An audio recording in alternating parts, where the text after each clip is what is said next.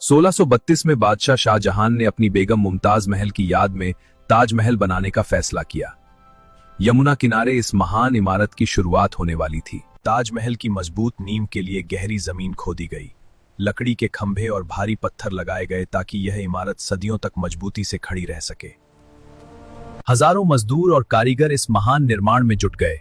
सफेद संगमरमर दूर राजस्थान से लाया गया और कीमती पत्थर दुनिया के अलग अलग हिस्सों से मंगवाए गए।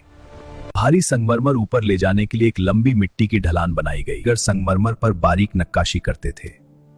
फूलों के डिजाइन और कीमती पत्थरों की जड़ाई से दीवारों को अद्भुत सुंदरता दी गई। ताजमहल की खूबसूरती उसकी परफेक्ट समरूपता में है।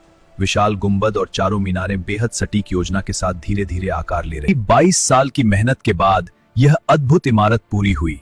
ताजमहल आज भी दुनिया में मोहब्बत और कला की सबसे खूबसूरत निशानी माना जाता है।